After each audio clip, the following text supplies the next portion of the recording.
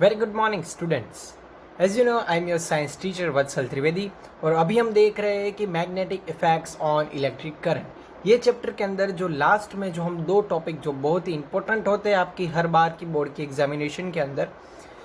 आज के ये टॉपिक के अंदर हम अभी बात कर रहे थे वर्किंग प्रिंसिपल और uses of electric generator and motor. अभी हमने देख लिया था principle and construction of the electric generator.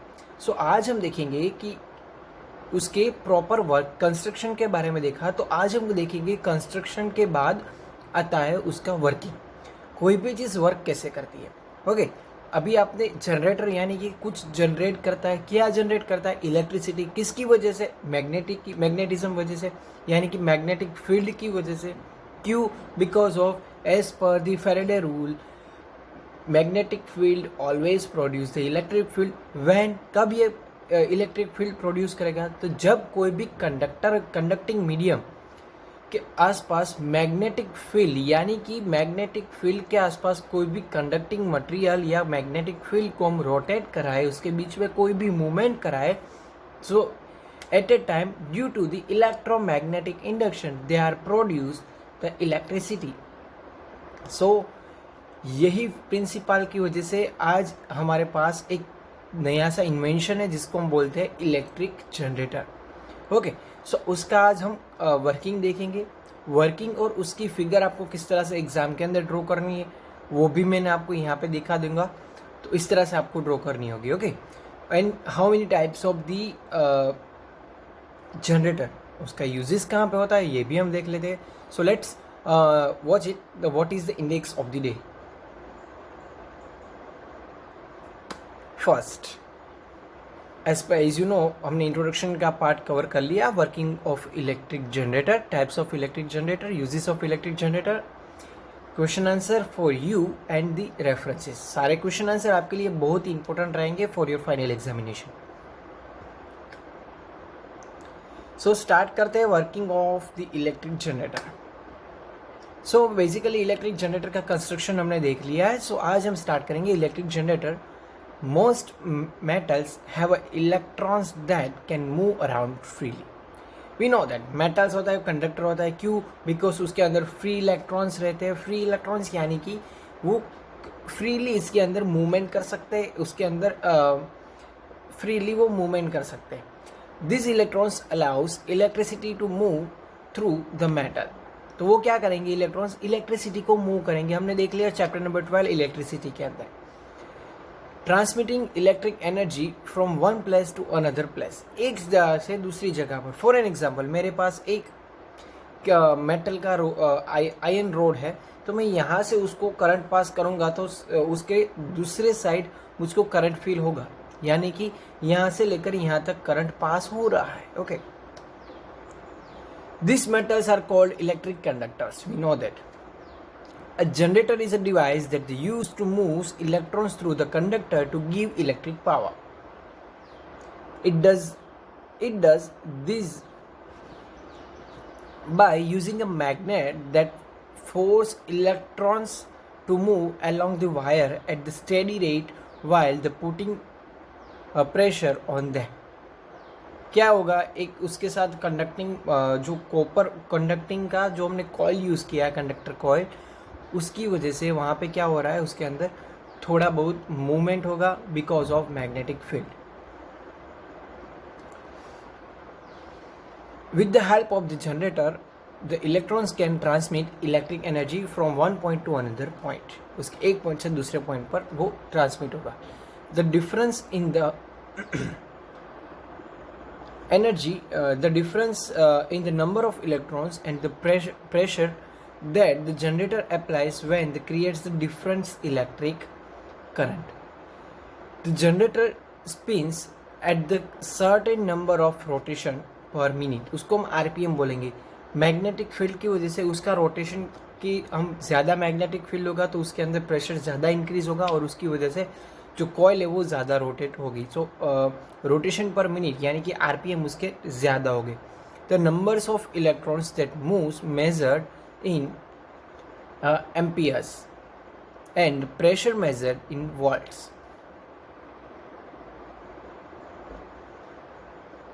कुछ इस तरह से मूवमेंट हो रहा है। आप यहाँ पे देख सकते हो गैल्वेनोमीटर के अंदर भी मूवमेंट, यहाँ पे इसका डिफ्लेक्शन हो रहा है और इस तरह से मैग्नेटिक फील्ड की वजह से अंदर की कॉइल मूवमेंट होगी। तो इसके साथ अगर हम कोई बल्ब यहाँ पे कनेक्ट कर देंगे, जो गैल्वेनोमीटर आप यहाँ पे देख रहे हैं उसके साथ यहाँ पे उसकी जगह कोई भी बल्ब या इलेक्ट्रिक कंपोनेंट ज्वाइंट कर देंगे तो हम यहाँ से इलेक्ट्रिसिटी का यूज़ कर सकते हैं।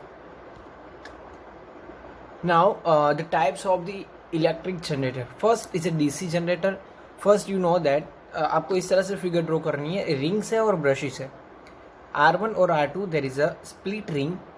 Remember split ring, not slip ring. It is a slip ring.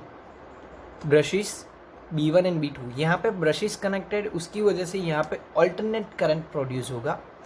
और यहाँ पे बाई एरो आप देख सकते हैं B1 में से करंट पास आउट हो रहा है A to B then C to D। तो इस तरह से A to B में यहाँ पे आप अप्लाई करेंगे करंट, राइट हैंड रूल और जो फ्लेमिंग रूल है हैंड का वो हम अप्लाई करेंगे। तो आप यहाँ पे देख सकते हो कि करंट की डायरेक्शन, मैग्नेटिक फील्ड की डायरेक्शन किस तरह से प्रोड्यूस होगी। मैं आपको यहाँ पे दिखा देता हूँ।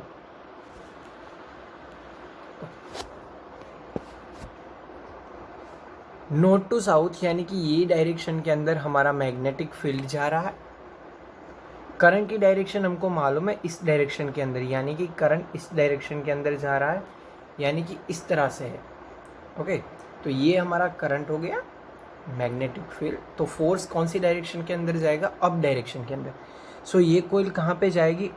अप डायरेक्शन के अंदर फोर्स रहेगा। सो आप सपोज ये कंसिडर कर लो, ये प्लेट है, मेटल का कोइल है, तो ये डायरेक्शन के अंदर आपकी साइड करंट आ रहा है, इस डायरेक्शन के अंदर मैग्नेटिक फील्ड आ रहा है। तो यहाँ से फोर्स उसको इस साइड अपवर्ड्स ऊपर की ओर उसको मूव करेगा और यहाँ पे करंट नीचे की ओर, तो यानी कि यहाँ पे फोर्स नीचे। सो इस तरह से रोटेट होना स्टार्ट हो जा।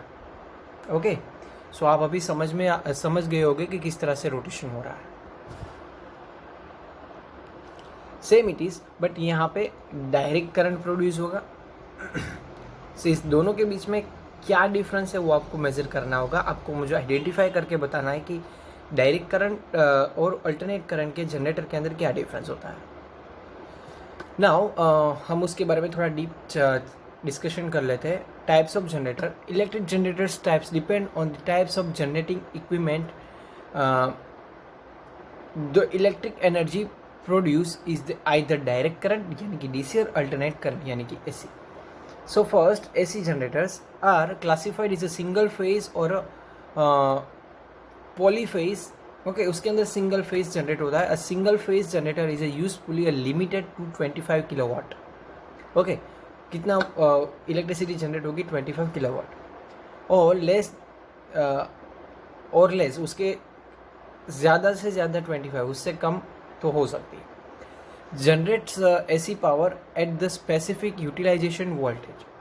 कोई पर्टिकुलर यूटिलाइज वोल्टेज पर ही वो AC पावर जनरेट करता है। पॉलीफेज जनरेटर प्रोड्यूस द 2 और मोर अल्टरनेटिंग वोल्टेज, यूजुअली 2 और 3 6 phase, single phase, 2 double phase, every 6 phase के अंदर ये जनरेट हो सकता है। उसके अंदर डीपली नहीं जाना, जस्ट आपके लिए ये आपको यही याद रखना है कि कौन से टाइप के जनरेटर्स होते हैं, AC और DC।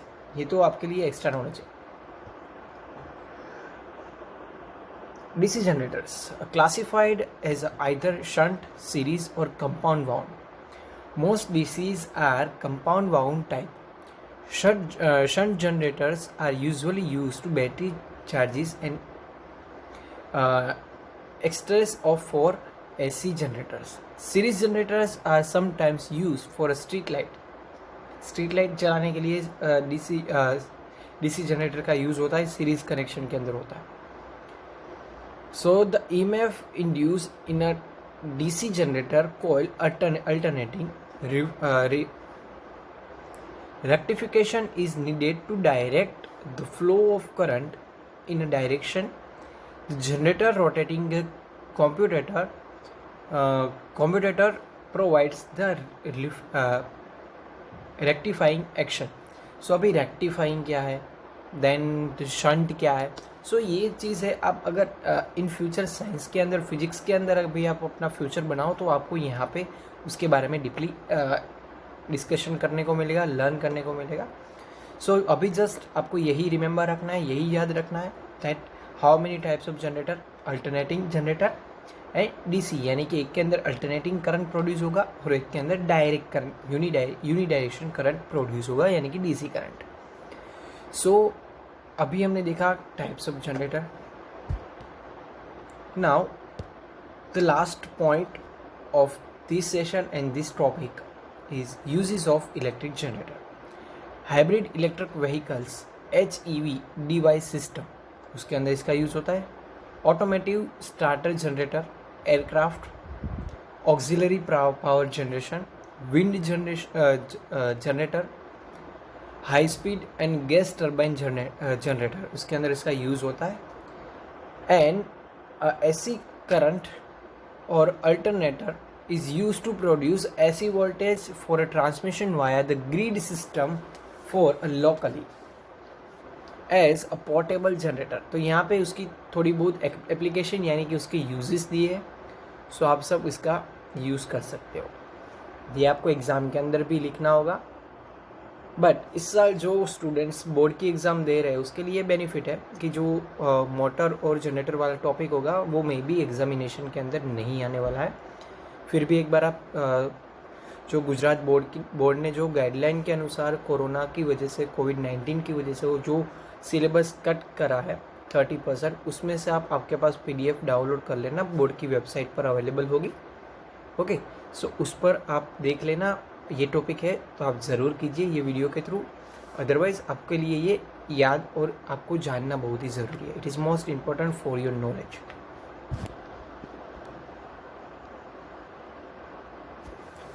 Okay, so now question answer. So here I'll set some question answer for you. Draw label diagram and explain the working of electric generator. सभी question answer आपको करने ही है attend. How many types of electric generator? Give name of each. What is the uses of electric generator? As a reference, I used your science textbook, Wikipedia of magnetic effect on electric generator और electric field, and slide share application के through जो भी आप slides देख रहे हैं और जो भी आप इमेजेस देख रहे हैं वो सारी गूगल और स्लाइड शेयर एप्लीकेशन के थ्रू मैंने यूज़ की है।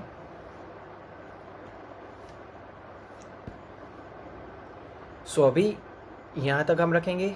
सो thank you very much. To be continue next video. Bye bye, take care, fun with science, enjoy the science, take care.